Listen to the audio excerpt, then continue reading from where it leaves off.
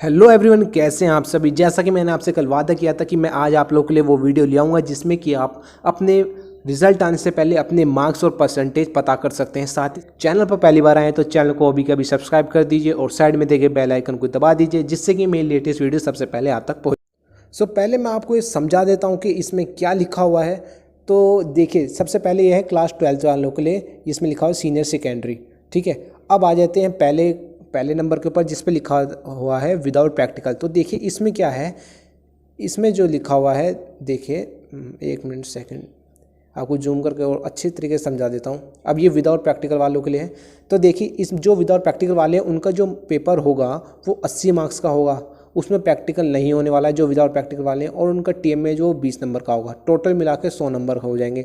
यानी कि 80 मार्क्स आपके थ्योरी में और 20 मार्क्स आपके टीएम के बेसिस पर। ठीक है, तो ये हो गया टोटल। आपको जो 80 में से चाहिए, 80 में से आपको 26 नंबर चाहिए पास होने के लिए थ्योरी में। प्रैक्टिकल आपका होगा नहीं तो आप, और जो बच्चा आपका टीएम में 20 नंबर्स में से 20 में से आपको 20 भी दिए जा सकते हैं। और मतलब आपको कम से कम 7-8 नंबर दे दिए जाएंगे जिससे आप पास कर जाओगे। टोटल 33 हो जाएंगे। तो 33% वाले को पास करा जाता है, आप सभी को पता है। इसमें लिखा हुआ 33% in theory, 33% aggregate in the subject. यानी कि आपको 33% कम से कम दे दी जाएगी, आपको कुल मिला के पास कर दिया जाएगा।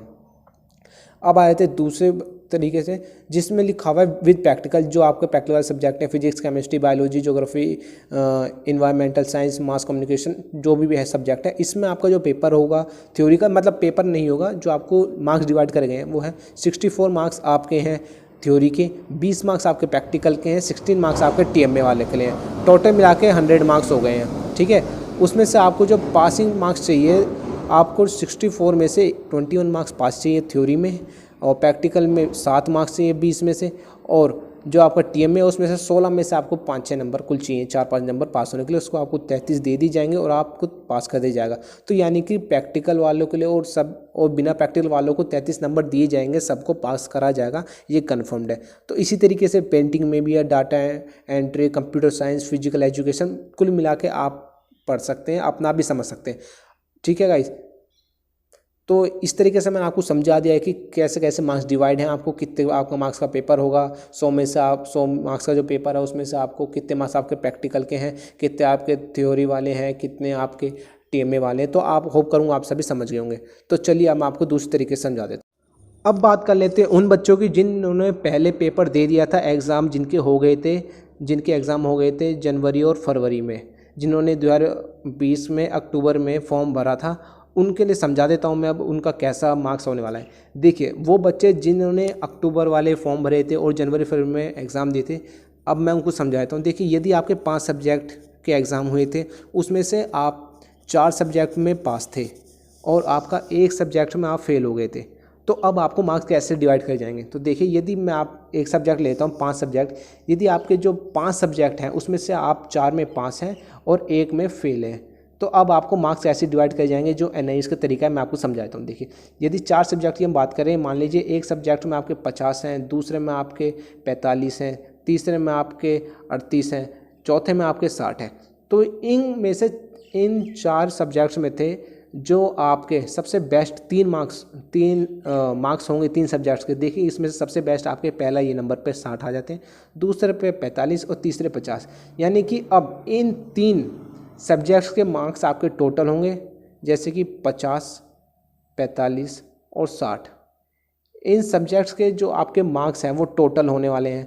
ठीक है, अब देखिए मैं आपको समझाता हूँ। ओफो, क्या हो गया। देखिए, दोबारा से मैं समझाता हूँ। देखिए, एक सब्जेक्ट में आपके 50 मार्क्स हैं जो बेस्ट हैं, एक में 45, एक में 60। तो अब आपको क्या करना है, वो एवरेज कैसे निकाल जाएगा, आपको इसको प्लस करना है। देखिए, 6, 10 और 15, 155। तो ये यानी कि आपके 3 सब्जेक्ट से मिला के 155 मार्क्स आ गए। अब 155 को आपको 3 सब्जेक्ट के हिसाब से डिवाइड करना है, 3 सब्जेक्ट के डिवाइड करना है। अब 3 5 या 15, तो यह आपका बच गया 5, 3 1 जा 3। तो यानी कि आपके 51% पॉइंट कुछ आएंगे, यानी कि आपका जो मार्क्स आएंगे, आपके जो परसेंटेज दिए जाएगा, बाकी 5वां जो आपका 5th सब्जेक्ट है जिसमें आप फेल थे, उसमें आपको 51 मार्क्स दिए जाएंगे। 51.65 मान लीजिए अप्रोक्स, उस सब्जेक्ट्स में दिया जाएगा आपको। यानी कि जो आपके पहले सब्जेक्ट है जिसमें आपके पहले 50 थे, 45 थे, 60 थे और आपके 38 थे। अब ये तो 4 आपके वो सब्जेक्ट्स आपके पासिंग सब्जेक्ट में जिसमें से हमने 3 सबसे बेस्ट मार्क्स लिए थे। हमने इन तीनों का टोटल निकाल लिया था, इसमें 155 आया था। 155 को हमने 3 से डिवाइड कर दिया था। 3 से डिवाइड करने के बाद 51 पॉइंट कुछ परसेंटेज बननी थी, बट हम 51 लेते। तो यानी कि आपका जो 5वां सब्जेक्ट होगा उसमें आपको 51 मार्क्स दिए जाएंगे आपके 5th सब्जेक्ट में। पहला सब्जेक्ट में आपका 38 था, दूसरे में आपका 60 था, तीसरे में आपका 45 था, चौथे में आपके 50 मार्क्स थे। जो आपका फेल सब्जेक्ट था, यानी कि जिस सब्जेक्ट में आप फेल थे उसमें आपको 51 मार्क्स दिए जाएंगे। इस तरीके से आप अपने निकाल सकते हैं मार्क्स, यानी कि आप अपने बेस्ट 4 में से सब्जेक्ट जो आप यदि 5 में पास हो गए थे, 5 में आपका पेपर भरा था, उसमें आप 4 में पास थे, 1 में फेल थे, तो उन 4 में से बेस्ट 3 के आपको मार्क्स लिए जाएंगे और इन 3 का आपका लिए एक एवरेज निकाला जाएगा। जिस तरीके से मैंने आपको दिखाएगा, आपका जो 3 सब्जेक्ट्स हैं उसमें आपको 3 से डिवाइड कर देना है। जो आपके 3 बेस्ट सब्जेक्ट्स में उनके आपको अपने मार्क्स पता कर लेने हैं और इस हिसाब से आपको इनको प्लस करना है। जो आएगा टोटल आएगा उसको आपको यहाँ रख के उससे डिवाइड कर देना है। इस तरीके से जो आपका जो रिज़ल्ट निकलेगा, इन तीनों को डिवाइड करके जो निकलेगा वो आपका एवरेज मार्क्स होगा आपके 5th सब्जेक्ट के लिए, 5th सब्जेक्ट के लिए जिसमें आप फेल थे।